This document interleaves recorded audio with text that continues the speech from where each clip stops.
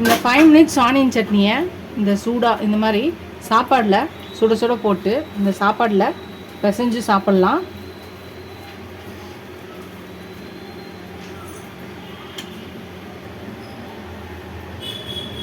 சாப்பிட்டு பார்த்துடலாம்.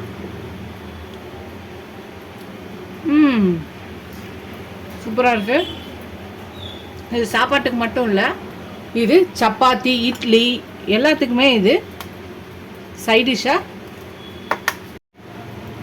இது சப்பாத்தி இட்லிக்கு சூப்பராக இருக்கும். வாங்க இந்த 5 மினிட்ஸ் ஆனியன் சட்னியை எப்படி செய்யலான்னு பார்க்கலாம் வாங்க.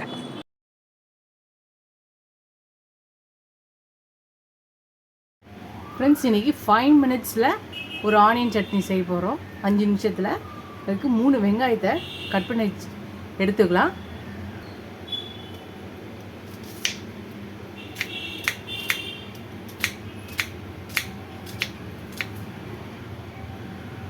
வெங்காயத்தை கட் பண்ணி வச்சிருச்சு. இது ஒரு பக்கம் இருக்கட்டும்.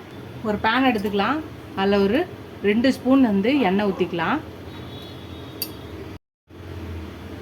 ஒரு பேன் வச்சுக்கலாம். 2 ஸ்பூன் எண்ணெய் ஊற்றியாச்சு. 1 ஸ்பூன் தனியாக போட்டுக்கலாம்.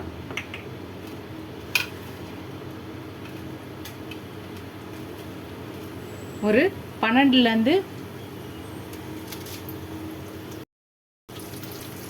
12 காஞ்ச மிளகாய் போட்டுக்கலாம்.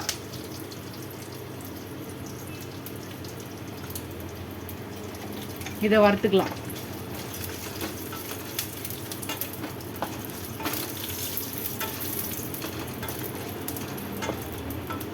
வறுத்தாச்சு. இது ஒரு பக்கம் எடுத்து வச்சுக்கலாம். இப்போ அதே எண்ணெயிலேயே கட் பண்ணி வச்சுருக்க இந்த 3 வெங்காயத்தை இதில் போட்டுக்கலாம். ஒரு லெமன் சைஸ் புளியை போட்டுக்கலாம். இது ரெண்டுத்தையும் வதக்கிக்கலாம்.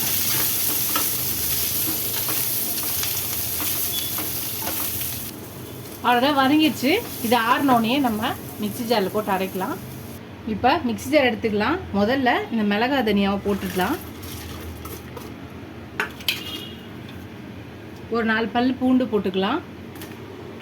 இதுக்கு தேவையான அளவு உப்பு போட்டுக்கலாம். முதல்ல இப்போ இதை அரைச்சி எடுத்துகிட்டு வந்துடலாம். இதை அரைச்சி எடுத்துகிட்டு வந்தாச்சு. இப்போ நம்ம இதை வதக்கி வச்சுருக்க வெங்காயத்தை இதை போட்டுக்கலாம்.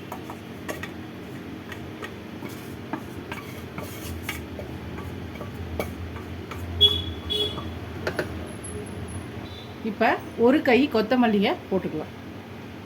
இப்போ இதை அரைச்சி எடுத்துகிட்டு வந்துடலாம். அவ்வளோதான், ரெடி ஆகிடுச்சு பாருங்கள். 5 மினிட்ஸில் ஒரு ஆனியன் சட்னி.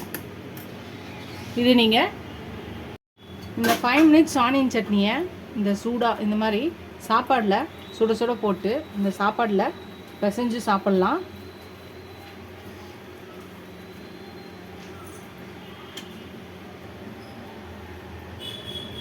சாப்பிட்டு பார்த்துடலாம்.